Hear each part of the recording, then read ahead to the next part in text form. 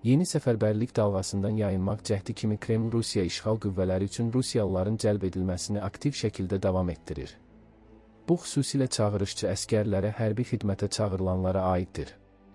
Bundan əlavə, müqaviləli hərbi xidmətə cəlb etmə və Ukraynaya qarşı müharibəyə göndərilmə ayrı-ayrı komandirlərin təşəbbüsü ilə deyil, birbaşa Rusiya Müdafiə Nazirliyinin göstərişləri əsasında həyata keçirilir. Bu nəticəyə çağırışçı məktəbi layihəsinin hüquq müdafiəçiləri məhkəmə sənədlərinə və mərkəzi hərbi dairənin qərargahından göndərilmiş rəsmi teleqrama istinad edərək gəliblər. Hüquq müdafiəçiləri mərkəzi hərbi dairənin qərargah rəisi vəzifəsini icra edən şəxs tərəfindən göndərilmiş 14-20-5-1-903 əsbər nömrəli teleqrama istinad edirlər. Həmin teleqram çağırışçıların hərbi hissələrə göndərilməzdən əvvəl, yəni toplanış məntəqələrində, müqaviləli xidmət üçün cəlb olunması kampaniyasının təşkilini əmr edir. Bu teleqram Altay diyarından olan bir çağırışçının məhkəmə işi zamanı üzə çıxıb. Həmin çağırışçı hərbi xidmətə çağırıldıqdan bir gün sonra müqavilə imzalamağa razı salınıb və daha sonra Ukraynaya döyüşə göndərilib, orada isə yaralanıb. Əsgər daha sonra müqavilənin ləğv olunması tələbi ilə məhkəməyə müraciət edib. Sənədi imzalayarkən onun hüquqi nəticələrini başa düşmədiyini və təzyiq altında olduğunu bildirib. Lakin məhkəmə iddianı rədd edib. Bundan əlavə, məhkəmə qərarında çağırışçıların müqaviləli xidmətə cəlb olunma mexanizmi ətraflı şəkildə təsvir olunub və mərkəzi hərbi dairənin qərargahından göndərilmiş rəsmi teleqrama istinad edilib. Bu isə kampaniyanın rəsmi göstərişlər çərçivəsində aparıldığını faktiki olaraq təsdiqləyib. Sənədin mətninə görə, teleqram Rusiya Federasiyasının subyektlərində yerləşən toplanış məntəqələrində olan çağırışçılar arasından müqavilə əsasında hərbi xidmət üçün namizədlərin məqsədli seçiminin təşkili məqsədi ilə göndərilib. Teleqram 2025-ci ilin yaz çağırışına aid olsa da, hüquq müdafiəçilərinin bildirdiyinə görə daxil olan müraciətlər oxşar praktikanın hazırda da tətbiq olunduğunu göstərir. Bu yaxınlarda Ural bölgəsindən uzaq şərqə qatarla aparılan bir qrup Rus çağırışçısının hekayəsi geniş rezonans doğurub. Səfər boyu onları müşayiət edən çavuşlar və zabitlər israrla müqavilə imzalamağa razı salmağa çalışıblar.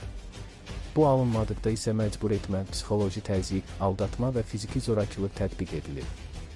Media daha əvvəl Rusiyanın cəbhədəki itkiləri kompensasiya etmək məqsədlə Afrikadan və Yaxın Şərqdən muzluların cəlbini kəskin şəkildə artırdığını xəbər vermişdi. Xüsusilə qeyd olunurdu ki, bu cəlb etmə kompüter oyunları vasitəsilə aparılır. Ukraynanın açıq mənbəli kəşfiyyat layihəsi olan Frontelligence Institute'un araşdırmasına görə, təkcə bu ilin ilk 6 ayında Rusiya ordusuna az 651 əcnəbi cəlb olunub.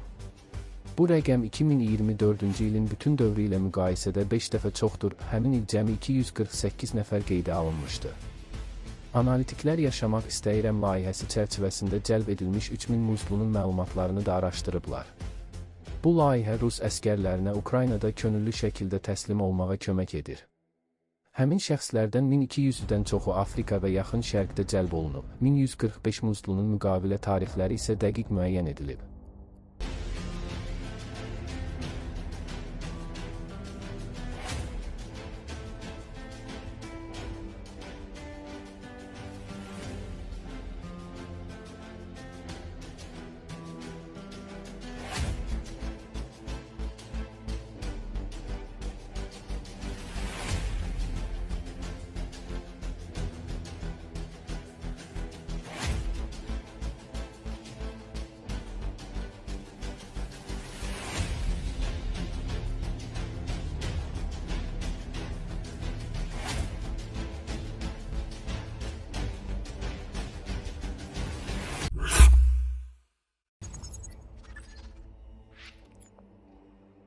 Rusiya paytaxtında Rusiya Silahlı Qüvvələrinin Baş Kəşfiyyat İdarəsinin rəis müavini general-leytenant Vladimir Alekseyevə qarşı sui-qəsd cəhdi edilib. Bu barədə Rusiya İstintaq Komitəsi məlumat yayıb. Bildirilir ki, naməlum şəxs yüksək rütbəli zabiti arxadan bir neçə dəfə güllələyib və hadisə yerindən qaçıb. Hazırda atəşi açan şəxsin axtarışı aparılır.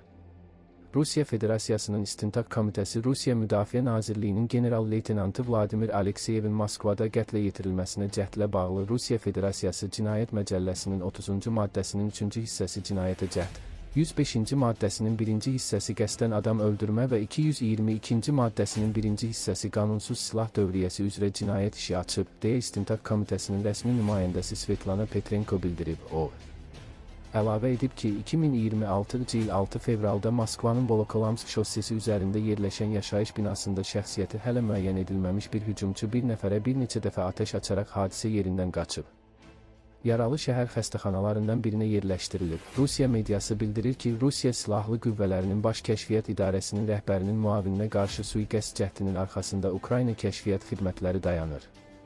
Ukraynanın Rusiya ordusunun yüksək rütbəli hərbçilərini hədəf almağa davam etməsi Rusiyanın təhlükəsizlik strukturlarındakı ciddi çatışmazlıqları bir daha üzə çıxarıb, araşdırmacı nəşr T-Insider açıq mənbələrə. Eləcə də Rusiya və Ukrayna mənbələrinin məlumatlarına istinadən yazır ki, Rusiyanın Ukraynaya qarşı tam miqyaslı işğalının başlanmasından bu yana təxminən 4 il ərzində azı 19 general həlak olub. Nəşrin qeyd etdiyi kimi, bu ölümlərin hamısı Rusiya hakimiyyəti tərəfindən rəsmi şəkildə təsdiqlənməyib. 2022-ci ildə həlak olan generallar arasında Andrey Sukhovetski, Oleg Mityayev, Vladimir Frolov, Andrey Simonov, Kanamat Botasev və Roman Kutuzov yer alır. Araşdırmaya görə, sonraki illərdə isə Sergey Goryachev, Oleg Tsokov və Vladimir Zavatski də öldürülüb. Daha son itkilərə Rusiya Radiasiya, Kimyəvi və Bioloji Müdafiə Qoşunlarının rəhbəri Igor Kirillov, Baş qərargahın əsas əməliyyat idarəsinin rəis müavini Yaroslav Moskalik, Hərbi Dəniz Qüvvələrinin baş komandanının müavini Mixail Gudkov və Baş qərargahın əməliyyat hazırlığı idarəsinin rəisi Fanil Sarvarov daxildir. T-Insiderin məlumatına görə, yüksək rütbəli zabitlər həm cəbhə xəttinə yaxın ərazilərdə, həm də döyüş zonasından kənarda, komanda məntəqələrinə endirilən zərbələr, aviasiya insidentləri, partlayışlar və ehtimal olunan sabotaj əməliyyatları nəticəsində öldürülüblər.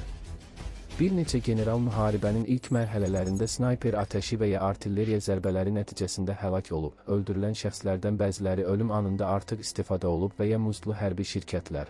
Eləcə də Müdafiə Nazirliyinin həbsxanalardan cəlb olunanlardan ibarət Shtorm-Z könüllü bölmələrində xidmət ediblər. Ukrayna prezidenti Volodymyr Zelenski ötən ilin sentyabrında verdiyi açıqlamada Rusiya ordusunun yüksək rütbəli nümayəndələrinə qarşı yeni hücumların mümkünlüyünə işarə edərək bildirib ki, onlar sığınacaqlarının harada olduğunu bilməlidirlər. O əlavə edib, əgər müharibəni dayandırmasalar, istənilən halda buna ehtiyacları olacaq. Rusiya prezidenti Vladimir Putin isə ötən il Kirillovun öldürülməsini ölkənin təhlükəsizlik orqanlarının böyük səhvi adlandıraraq, bu hadisədən dərs çıxarılmalı və onların fəaliyyətinin daha səmərəli hala gətirilməli olduğunu bildirib.